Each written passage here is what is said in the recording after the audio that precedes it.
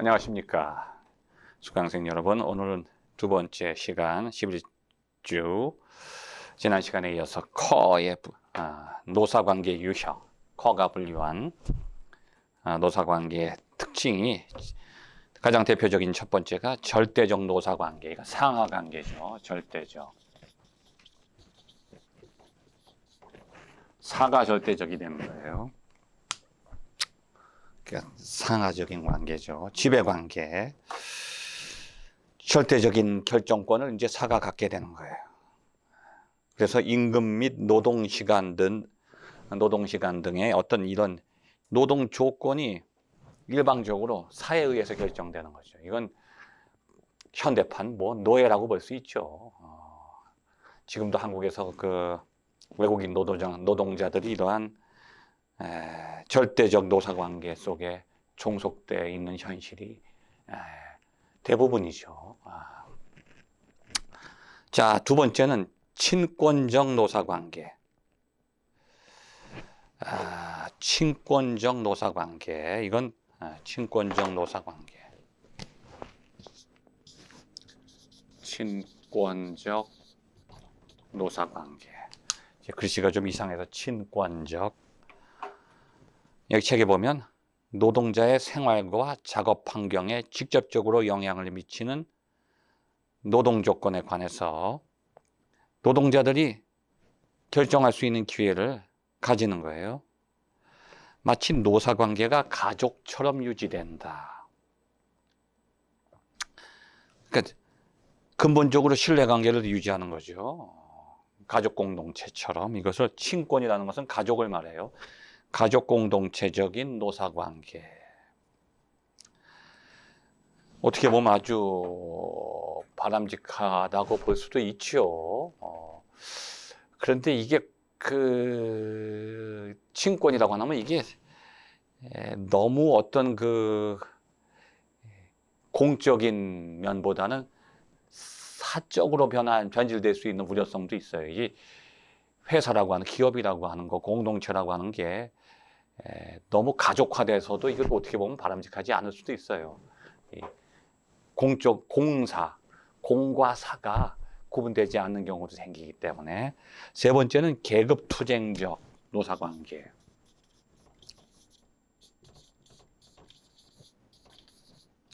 계급투쟁적 노사관계.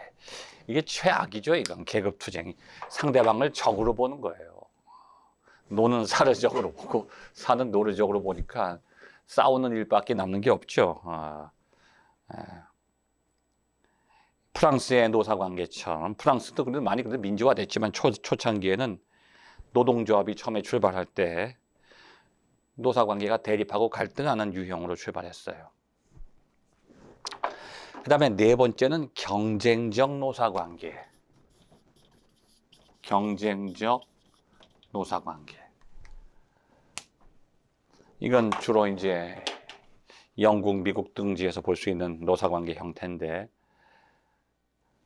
서로가 상대방을 견제해요. 경쟁하는 거예요. 상대방을 서로 인정하고 경쟁하는 거죠. 그러니까 아주 평등한 관계. 그러니까 노와 사가 어느 쪽이 위에 있는 게 아니라 평등을 주장하는 거예요. 대등한 관계. 평등. 평등한 관계 속에서 자기의 이익만을 추구하는 게 아니라 대등하기 때문에 이익을 주고받아요. 그래서 회사를 위해서 서로 경쟁하는 거예요. 자기를 위한 경쟁이 아니라 회사를 위해서 경쟁하는 거죠. 사가 주인이 아니다. 노도 주인이다. 모두가 주인의식을 갖는 거예요.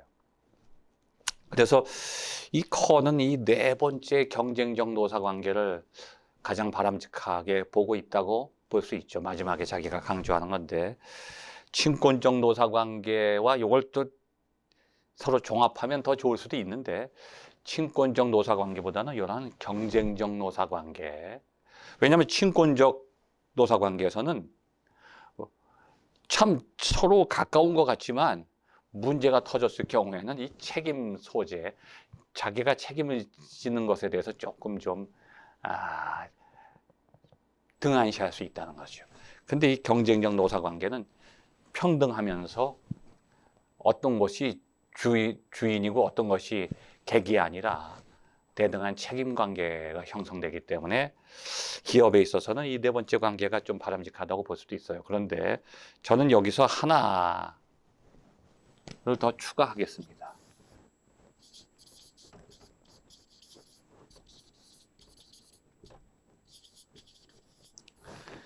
유기적 상호보완의 관계. 유기적 상호보완의 관계. 저는 이 관계가 이 커가 네 가지만 했는데 다섯 번째가 지금 우리 시대의 가장 바람직한 노사관계라고 저는 강력하게 주장합니다. 왜냐하면 유기적 상호보완의 관계는 뭐냐면 유기적 상호보완, 노먼 마이어스라고 하는 사람이 있어요. 노먼 마이어스. 노먼 마이어스라고 하는 사람. 이 사람은 기업 경영가 내지는 경제학자라고 볼 수는 없어요. 이게 환경학자인데 이 사람이 쓴 책 중에 가이아의 기업, 가이아의 기업 이라는 책이 있어요. 가이아의 기업. 이 가이아라는 말은 가이아, 영어에서 지오죠. 지오, 땅. 그러니까 쉽게 말하면 환경이라는 뜻이 환경 용어예요. 그러니까 환경적 기업. 기업이 환경적 사고, 생태학적 사고를 해야 기업이 발전하고 살아남을 수 있다는 거죠.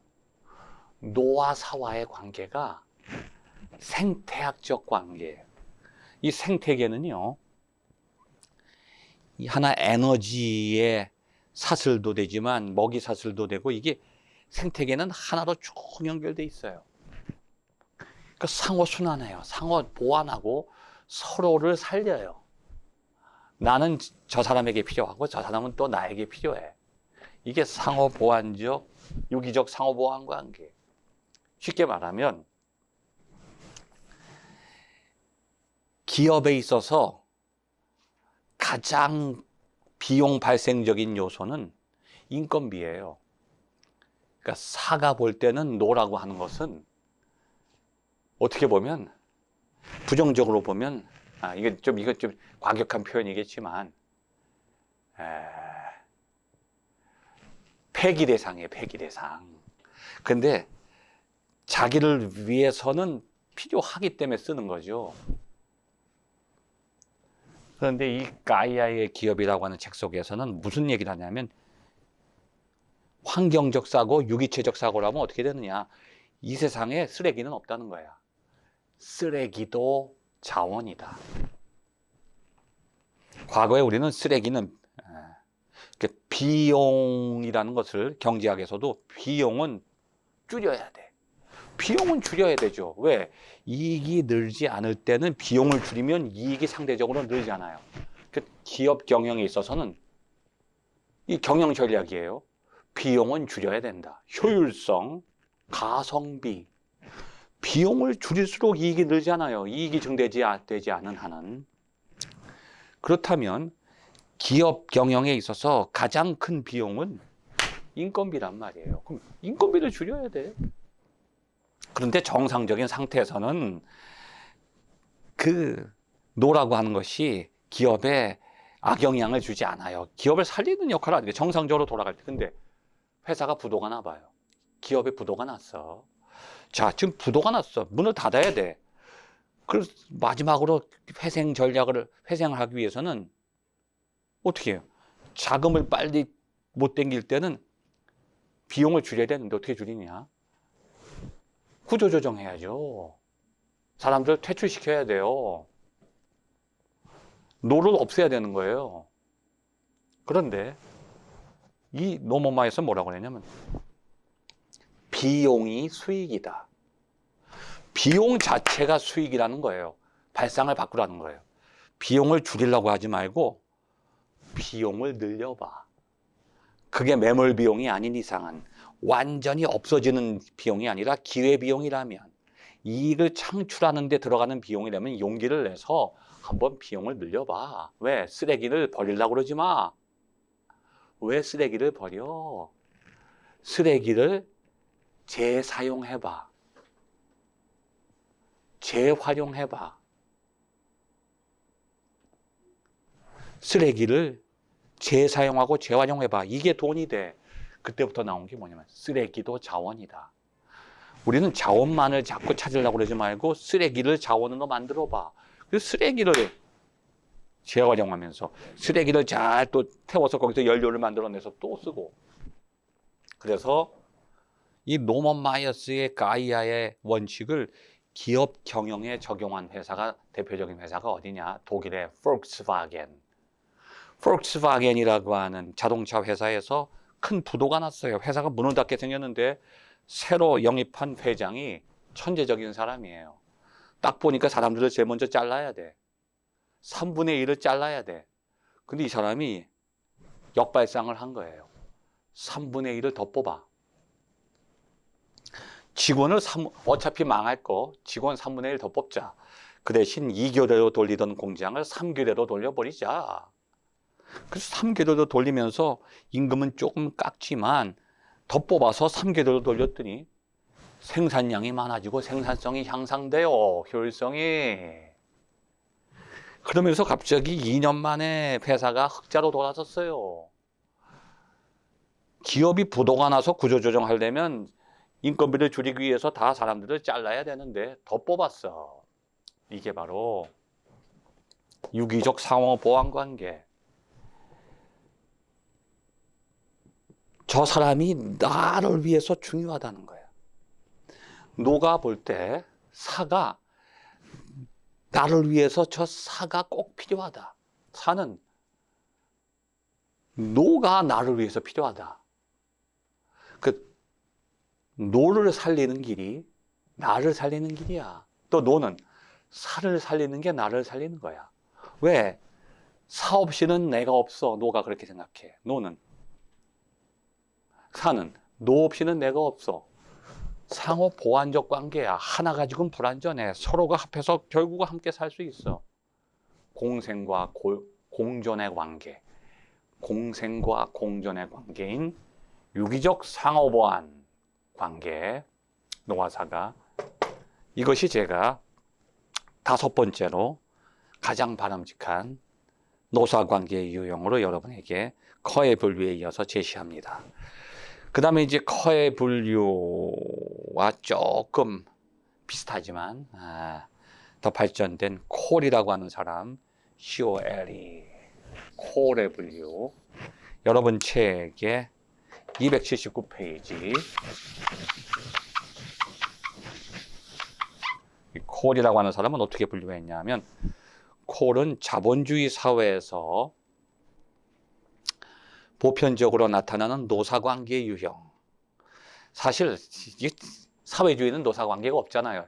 중앙관리 경제이기 때문에 기업 자체를 인정하지 않으니까, 사회재산도 인정하지 않으니까 사회주의는 노사관계가 없죠. 뭐 있다고 하더라도 다 국유화돼 있으니까 국가가 사고 인간이 노가 되는데, 이건 좀 이런 관계 속에서는 유형이 나타나지가 않아요.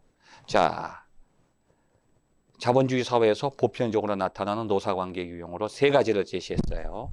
첫째, 종속적 노사관계. 아까 커가 한 거하고 좀 비슷하죠. 커는 지배적인데, 지배가 있어요. 이건 또 종속. 이쪽에서 보는 거예요. 종속적. 종속적 노사관계. 자, 이 관계에서는 노동자가 자기가 노동할 수 있는 기회를 얻게 된다. 이것에 집중하게 되니까 이 사회에 충성을 다하게 돼. 그러니까 아까 절대적 노사관계는 사회 입장에서 봤는데, 이건 지금 종속적 노사관계는 노의 입장에서 내가 의식이 이 사에게 내가 종속돼 있어. 그래야 내가 살 수 있어. 그러는 거예요. 그래서 사는 이 약점을 이용해서 노동자를 자기 밑에 완전히 예속시키고자 하기 때문에 노동자가 사용자의 지시에 절대적으로 복종해야 하는 일종의 전제주의적, 봉건주의적 노사관계로 보는 거죠, 콜은. 두 번째는 대등적 노사관계. 두 번째는 대등적 노사관계. 아까 콜이 말했을 때 경쟁적 노사관계, 커가 말한 것 중에 경쟁적 노사관계하고 비슷하죠. 경쟁적 노사관계. 그러니까 여기 뭐냐면 노동자들이 경제적 약자로서 자신들이 처해 있는 객관적인 상황을 인식함으로써 차츰 자기의식을 획득하게 되면서 더 이상 내가 사회에 내가 뭐가 잘못됐어? 내가 살을 돈 벌게 해주는데 내 덕분에 먹고 살면서 내가 여기 굳이 고개 숙이고 비굴하게 굴 필요는 없어. 점점 자의식을 갖게 돼요. 나 때문에 여기 사는 거야, 회사가. 그래서 집단적 대결과 주장으로서 자기 이익을, 이제 노가 자기 이익을 확보하기 시작하죠. 그래서 노동조합을 만들게 되는 거예요. 이게 노동조합이라는 것, 노조가 결성되면서부터 대등적 노사관계로 발전하게 된다는 거죠. 그 다음에 세 번째는 협력적 노사관계. 협력적 노사관계. 커가 말했던 경쟁적 노사관계하고도 좀 비슷할 수도 있어요. 협력적 노사관계. 이 단계에는 잉여 노동력이 무제한으로 존재하던 산업화 초기 과정과는 달리 고용주가, 사가 생산의 지속적인 유지 내지 향상을 위해서 노동자에게 의존하게 되는 경우예요. 그래서 기업 내에서 노동자들의 발언이 경영 참가를 원할 정도로 강화돼요. 그래서 노사 쌍방이 이제 더 이상 힘의 대결이 아니라 협력하게 돼. 그래서 사회 대표를 영입해서 또 하나의 노예 대표를 영입해서 사회 위치에도 이렇게 좀 앉히게 되고 상호 협력적인 노사 관계를 형성하게 된다는 거죠. 자, 이렇게 콜의 분류가 커의 분류보다는 더 광범위하게 셋으로 나눈 것 같지만 어떻게 보면 노사 관계를 더 자세하게 설명해 줄 수 있다고 볼 수도 있어요. 그래서 노사 관계를 둘러싼 환경과 노사 양자의 변동하는 힘의 관계, 그 둘 사이의 힘의 관계를 본 거예요. 종속적이냐, 대등하냐, 협력적이냐, 아주 간단하게 분류한 거예요. 그 둘 사이의 힘의 균형 관계를 통해서 설명하는 거죠. 자, 그 다음에 협력적 노사 관계가 노사 문제의 중요한 해결점이라는 점을 시사해요. 그러니까 이 사람도 마찬가지예요. 아까도 커라고 하는 사람이 자기의 입장을 네 번째 경쟁적 노사 관계에서 강조했듯이 이 콜도 자기 생각에는 세 번째 협력적 노사 관계가 가장 바람직하다. 그렇게 세 번째에서 자신의 입장을 제시하고 있는 거죠. 자, 그 다음에 이제 이는 서양의 사례고, 그럼 우리나라에서는 이 노사 관계가 어떻게 형성되어 있느냐? 아직 대한민국은 이 노동조합이 이게 형성된 것이 그렇게 오래되지 않았죠. 수십 년. 과거엔 노조 자체가 없었어요. 지금도 기업에서 노조 자체를 인정하지 않는 기업들도 많이 있는데, 한국은 좀 독특한 하나의 노사관계. 지금 여기서 이렇게 커의 네 가지 분류와 콜의 세 가지 분류에 어디에도 속하지 않는 독특한 형태의 노사관계라고 볼 수가 있어요. 왜냐하면 한국은 서양과 달리 이 기업 자체를 사회적으로 해석하지 않아요. 우리 한국은. 그러니까 기업은 개인적인 거야. 아무리 기업이 크더라도, 큰 기업이 있어도 그 사회의식과 노예의식이 서양인들처럼 그러한 하나의 민주적인 의식이 아니에요. 어떻게 보면 이게 좀 독재적이죠. 그러니까 개인이 기업을 설립했다. 그럼 그 기업은 그냥 그 개인의 소유예요. 사회적 의미가 전혀 없어. 그러니까 사회적으로 환원한다든지 기여하는 정신이 아직은 형성돼 있지 않아요. 그래서 그것을 자신의 소유로 생각해서 세습을 시키죠. 세습을 시키는 거예요. 그 대표적인 사례가 바로 재벌 기업이에요. 재벌 기업. 한국은 이 기업 경영과 기업의 역사가 하나의 가계 내적인 재벌 구조로 이루어져 있기 때문에 외국처럼 이러한 노사관계에 대한 그런 의식 자체가 없었어요.